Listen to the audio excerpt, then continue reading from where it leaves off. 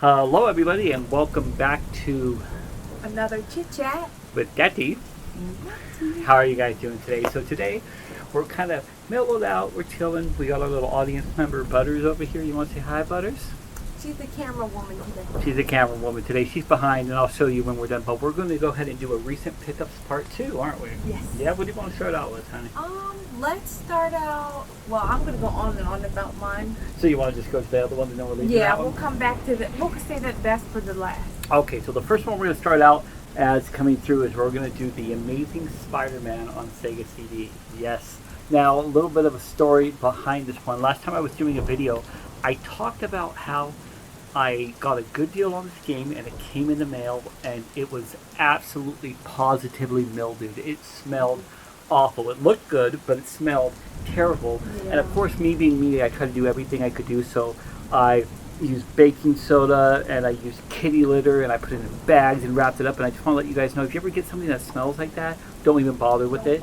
Just get rid of it, because if you put that with your other games, it's going to make everything stink, and you don't want everything to stink. It could literally take the mold spores and go onto all your other games. And could you imagine saying, oh, well, I'll live with a cheap price, and the next thing you know, your one game ends up ruining your Panzer Dragon Saga or something else you love. But I was trying to get this into the Sega CD games.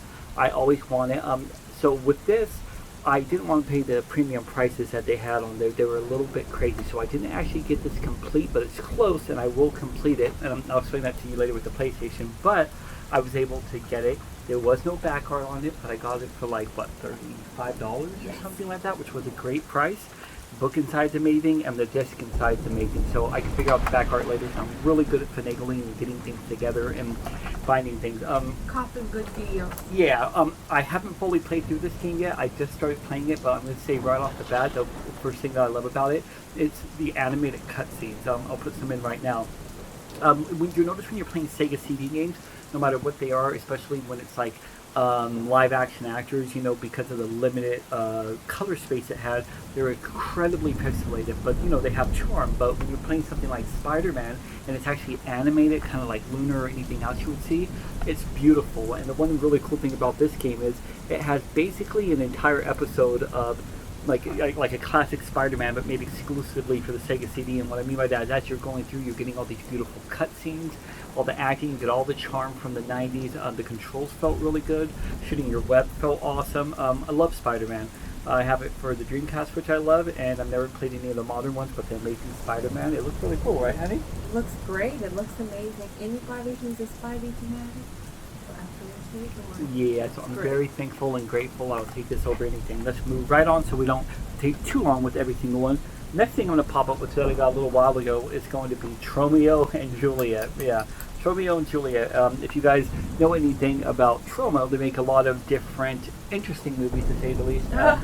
Favorite one being the Toxic Avenger. If you haven't seen Toxic Avenger, here's some clips really quick that you can look at while we're talking. Yeah, and they have a very particular style, like any other director would have. So if you look at Quentin Tarantino, he has a style to him. You look at Clive Barker, there's a style in all of his movies. This guy's style is amazing, and it's either hit or miss with his movies. They're either absolutely amazing or they're just whatever they happen to be. And two of my favorites, again, first being the Toxic Avenger. Second, one I never even heard of. What was that one we watched? Death by Temptation. Yeah, there is a movie called Death by Temptation. I would highly... No, not Death. Death. Death? Yeah, DEF. Oh, I thought it was Death. It sounded more No. realistic. Okay, No. Death by Temptation, and it is... It doesn't even seem like it's made by Troma. It looks like it'd be a movie that was made. It was like by a almost like a weird horror John Singleton movie, and it kind of bit. Well, kind of. It was more of like under the line of more of a horror-esque blaxploitation film. Now, if you're perfect, yeah, keep going. Yeah. If you're accustomed to anything Pam Grier, then they'll definitely be up your alley, because it's definitely filmed in that way.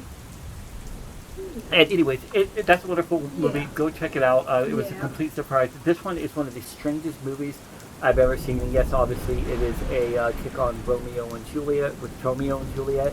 I think this movie is like the epitome of 90s weird, and it has a mix of everything. So you got gore, you got comedy, you definitely got some triggering things that are going to happen during it. And I'm going to change the word triggering because I don't like that word, so we're going to use bothering things for some people out there. But just in general, that would be in it. But it is one of the most uniquely weird, funny movies ever, and it ends in such a gross way, but in the way that it ends, it actually makes sense for the whole entire film. I would put this at the top of my list of films that I absolutely love, and I would highly recommend that you guys get it. Let's say in the back, Shakespeare is transformed into a no-holds-barred, body-piercing, kinky sex dismemberment, the things that made Shakespeare great, which you're not too far off from. Okay, so trauma. We'll talk more about trauma films later. Next thing I'm going to go ahead and pull out. So, me and my wife, this is one of the first games that we actually played all the way through together. Yeah. And we were really excited about it because it looked really good, it looked really interesting, and that would be Indica on the PS5. Now, I remember when we saw this game, we watched the trailer, it looked really good, right? Yeah. Yeah, it looked crazy. They only had a digital release, and we were waiting for a physical release. So we waited, we got the physical release, we popped it in, and we played it, and we played it, and we played it. And did we finish the game? Yes, we finished it. Also, I just want to say, you know when they say don't judge a book by its cover? Oh yeah, that's basically what happened. The cover of the whole game is better than the actual game. Yeah, it's... Go ahead. You're basically left to come up with your own conclusion at the end. You basically have to piece it together. All I'm gonna say is, you know what, fuck it, spoiler alert. It fucking sucks. The ending, she basically is left and deserted and is wandering the snowy village. And she lost everything that made her whole, which was her religion, you know. Religion is great. Everyone has one. It's all different. It's great. But the fact that she lost that, she got lost in the sauce. She lost everything. She left deserted, wandering the village. That's pretty much the ending. The cover, they should have chose something else because it doesn't match up at all. The whole idea of her going back and forth with the devil, that really was just her conscience. Yeah, something I'll say about the game is it's an indie game, so it's low budget, and it was creative. It was a creative story, and it does have actually good graphics. My issue with the game was the story and how it ended and just how it went. I didn't find it entertaining. The idea was great, but the execution was not. Yeah, that, and also the problem I had with the game was the gameplay. The gameplay was just obnoxiously boring. It was a bunch of mini games. Yeah, it's like a bunch of mini games, and then when you actually do have to do stuff, which is like platforming, it's all convoluted and weird, and I just don't like it. It's just something I don't. It's part of the reason why I never bought that one weird Kojima game with the delivering mail or whatever it is. Yeah, I'm sure it's interesting, but it just didn't feel like something up my alley. Let's go ahead and say that for Indica, nice try, but I'm going to go ahead and give it a thumbs down. But it is our first game we finished. But we had a follow-up to this game. We had a follow-up. And this game, me and my wife were both huge fans of. I played when I was a kid. She did when she was a kid. And we got to get together and play this game from the beginning. You want to pop it up, baby? Yeah. And that would be the Silent Hill 2 remake. I want to start out saying something right off the bat. When this game was announced, we were super excited. And then one thing I don't like about YouTube is that people get on the bandwagon with everybody else. So I remember after they showed the trailer for this, or the combat trailer, everybody started complaining. Everyone said, oh my god, they ruined the game. It's going to be complete shit. This game's going to suck. And I'm like, guys, you just literally saw a trailer. You can manipulate trailers in any way you want. You have no idea. So everybody was off the bandwagon until they're on. And I find that so annoying. Like, if you're doing it for clicks or something, that's just stupid. And if you're doing it because you're following everybody else, get a mind of your own. But moving off from the controversy, we went through this game. We played from beginning to end. We both equally took the controller and took care of it. And I am going to start out by saying 100% thumbs up, 9 out of 10. 10 out of 10. There we go. It was beautiful. It was haunting, just like the original. It was scary. It was weird. It actually went into just a little bit more of the lore. The characters look great. The environments look great. The gameplay is creepy. The actual physical battling is so much more fun than the original, where you're just going like this the whole time, like when you're fighting Eddie. And this one is like this huge thing in this meat locker, and it's freaking. You gotta hide. You gotta hide. It's crazy. And yes, just like the original, some parts of it are like, oh, and you're going back and forth, and especially I think it was a mental hospital, wherever we. Yeah. And some parts are a little bit dark, but. Or was it the prison? The prison. Toluca prison. Toluca prison was a pain, but ultimately when we got to the end of the game, I would say I'm every bit as satisfied with this one as I was for the original, and they really did a great job of bringing one of the best horror games ever made to current genres. And for me, it was always Resident Evil and Silent Hill 2. Not Silent Hill 1. I don't like that. We're going to do a conversation later. But I loved it. How the disc literally has James peeking through the closet it was. Yeah, the you pointed that out, and I didn't even notice that before. He's literally peeking through. I love that. Yeah. I think one day we're going to do an entire retrospective talking about Silent Hill. Also, if you take the game cover out, it's a map. Yeah, which is awesome. Oh, you mean like on the flip side of it? Yep. Yeah, the flip side, it's a map. Which is nice, because one thing I don't like about modern gaming, guys, is this. This is what I don't like. You get a disc, a case, you don't get any books. Nothing like working design, nothing beautiful and full and all the stuff you would get with these kinds of games. No whistles. No. Beautiful game. It's like nobody likes to read anymore. Nope. And everyone likes digital, which I will never like. But at the end of the day, beautiful, amazing game, classic. We'll go back through a million times. We'll do a retrospective later, yeah? Yeah. Let's go ahead and move on to the next. I'm going to go ahead and start with this one, and we'll just take it right out, and we're going to go to Clock Tower right here. Okay, here we go. Fear the Scissorman Clock Tower. Spoiler alert, I might be doing something special with this later on with a buddy of mine named Ghostbusters Chris. But before we go into that one, think of ideas, you'll see. Clock Tower was a series I loved since I was a kid. I remember playing the original Clock Tower, and even though the graphics were really kind of funky, everything about it was weird, I found it particularly scary. This Scissorman chasing you the whole time, and I remember a particular scene where you have this whole setup where the Scissorman is back and he's coming to kill you, and like he can't be back because he's dead in the original, and you end up being chased by him. And there's this part where you go into a room, and like I think a fax machine goes off, and it prints out a fax, and it says I know you're in the room. There was a lot of really creepy kind of B-rate awesomeness to Clock Tower, and I love the original. I even like Clock Tower 2, which was incredibly strange, and I played 3. But what I didn't know was that Clock Tower 1 was 2, 2 was 3, and 3 was 4, because this was the original one, and we did not get it from Japan. This came out for the Super Famicom in Japan, and when I heard about it, I always wanted to play it. I knew there was a translation that they did of it, but I never got the chance to.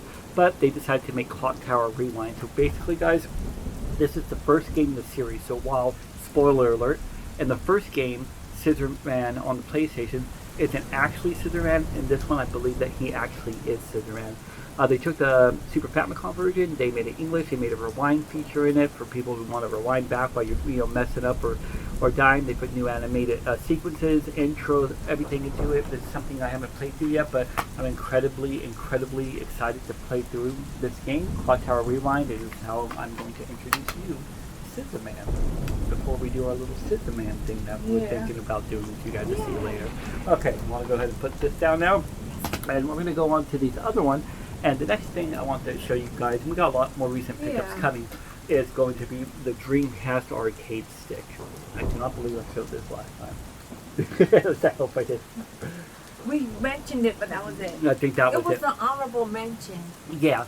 So, arcade stick, what can I say about it? It's the Dreamcast. I adore it. I love it. And the Dreamcast controller, I adore it and love it too. You know, a lot of people don't, and there's a lot of options for other controllers you can buy, retro bit ones, and this and that, so forth and so on. This particular controller is amazing. Got it from Japan. Got it incredibly inexpensive, and this is what you want for fighting games. There are so many fighting games on the Dreamcast. All your 2Ds like your Marvel vs. Capcom, Capcom vs. SNK, JoJo's Bizarre Adventure, go on and on, but also your 3D games like Soul Calibur or Dead or Alive. And what you're going to want is a solid arcade stick to play through. And the great thing about this is I got to introduce her to the Dreamcast, and I got to go her and take her to the past where how I felt when I first played Soul Calibur. So you got a chance to use the stick and play Soul Calibur, and what do you think, babe? I absolutely loved it. I had to get off the bed, sit in the chair, and get these combinations down because I was not having it. but it makes it so much better with the arcade stick. It just feels much better. Yeah. Mashing those buttons. It does, and it's really cool because playing older fighting games like that. Yeah. Like one thing you notice, like we have a Dead or Alive Ultimate, which is really fun. But I've lost. I don't care to play new fighting games anymore. I don't care. They're never finished. There's always tons of DLC. They add way too much convoluted moves and stuff. It is just I don't like them. But the original fighting games, just they give you everything in one package. And Soul Calibur, till this day, is one of the best 3D fighting games ever made, and it still stands up. Even graphically, it looks beautiful and amazing. Because we're talking about a total generational gap, and she would not stop playing this game and going through survival mode and trying to beat Inferno and do everything else. Yeah. And it was a blast. But you need to have a good stick, because as much as I love this Dreamcast controller right here, let's be honest, guys, the D-pad. It's not enough. The D-pad isn't very good for. It's not enough. It's not. You need to have a little. Damn well, when you're locked in and you fight and you can't get it, you know you need it. Yeah. Oh, and that was her too. She was just sitting the whole time. Yeah, that just slam, You going. have to slam the button, just like back in the day when you slam that flip phone. That's the same feeling. Plus, the Dreamcast, which is based on the Naomi hardware, is an arcade system. We have great RPGs, great survival horror games on there, but essentially it is an arcade system, so you want an arcade stick. That's what's my favorite thing, going to the arcade. So if you're able to go and play all these games that you used to jam all your quarters in the machine and playing it right at home on the Dreamcast, that is one of the huge selling points of this beautiful console. And I highly recommend you guys get this stick because it will enhance everything you have. I absolutely love it. We love it. It's great. And the problem is that she gets to use this, and I got to use the other one for playing 2 players for now because, well, I want you to be able to use the arcade stick and do that. It's just something just feels good about, it's just, wait. Okay. Okay. Where are we going to? Okay. So for our next pickup, it's nothing for us to show you, but something she wants to talk about.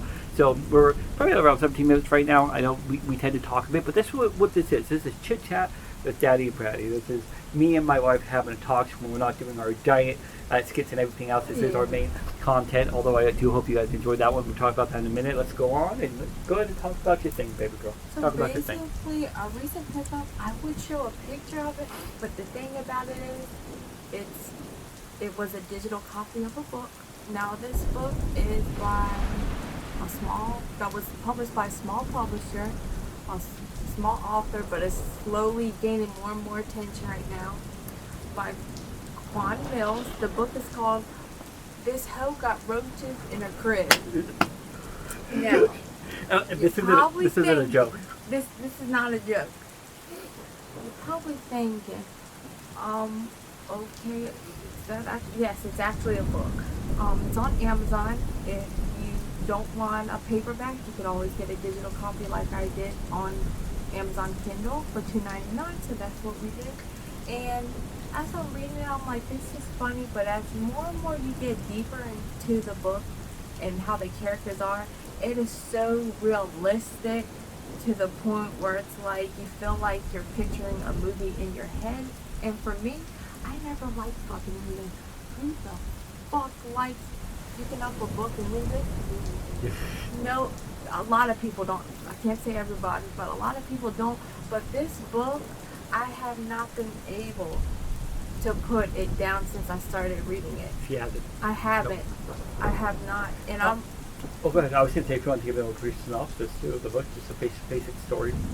I'd rather just go ahead and read it because I don't want to give too much of it away. Okay. I'd rather read the actual synopsis. So reading a synopsis is not working out the way it's small. Yeah, it's a little jumbled, and also too, since it is small published, there is some typo. So as you're actually reading it, you'll notice it. There's some little bit of grammatical errors, but you can overlook it and be like, okay, that's what the narrator's trying to say. So basically, a brief rundown is basically a story about a single father who's incarcerated, who's trying to find redemption and gain custody once he's about to be released within a month. So during that time, his mother is a big portion of his life. He's also trying to help him get custody of his daughter when he gets out, away from her very trifling mother. Her name's Fredquisha. Oh my God. Franquisha, yeah, that's the name. Franquisha, and she's fucking awesome. And yeah, that's pretty much it. I don't want to give everything else away, and that's Keep it there. pretty much it. It's a self-published book. Yes. And it sounds It will absolutely... have you laughing. It sounds ridiculous. In fact, I'll go ahead and I'll pop up a book here. And we'll pop up a book here. And we'll pop up a book here. And I'm going to pop up a book here just to give you an idea of the author and the kind of books they are. But they seem to be, from what I've heard and heard of reading them, really funny, really interesting, just kind of no-brainer, jump into, read, and enjoy yourself kind of thing, right? One last thing that I want to do, this wasn't even a recent pickup, but I just want to talk about this. This controller right here that was sent to me with a package that I had received, which looks like a Genesis controller, but it's actually a Retrobit controller. Now, this isn't anything against Retrobit. I bought stuff from Retrobit, and there's a lot of good things from them. But I have to say, while it feels very much like a Sega Genesis controller, and the buttons are definitely very responsive, and all in all, I'd say it's pretty solid, but something is a bit off about this controller, and I just want to point that out. Because technically this would be a pickup, and the problem I have is whenever I'm playing something like Terminator, on the original, yeah, you have all the corners that you press like this. Whenever I'm moving right, it always seems to input ducking down when you're running, and when you're in a situation with the boss who you're wanting to fight, it's kind of problematic. So I just want to point out, like, it's good for now, but this controller in general, I would honestly say just go back to your 6-button classic Sega Genesis, Sega CD controller, because it's not exactly the best one, and it causes a bit of issues while you're playing the game. But I think that's about it for now. But anyways, I hope you guys enjoyed the video today. I hope you enjoyed our last video, the Chip of Destiny, which would be her. And for anybody wondering why her name was Potato Chip, if you look inside of your VMU and you pop it open and you look at the name of the chip, it's called a potato. And that is what Sega did, because they have a good sense of humor, the potato chip. But yeah, stay tuned for more skits like that. If you haven't seen it, go click. It's long, but we put a lot of time into it. It's really it's really fun. We had an amazing time, and we're super proud of it. And we're gonna have more of those coming. Those will take more time, but while we're working on those things, our main content, we'll be doing all these videos like this for you guys. Anything else you want to say about that? Oh, and also too, there'll be more and more recent pickup videos, and I'll definitely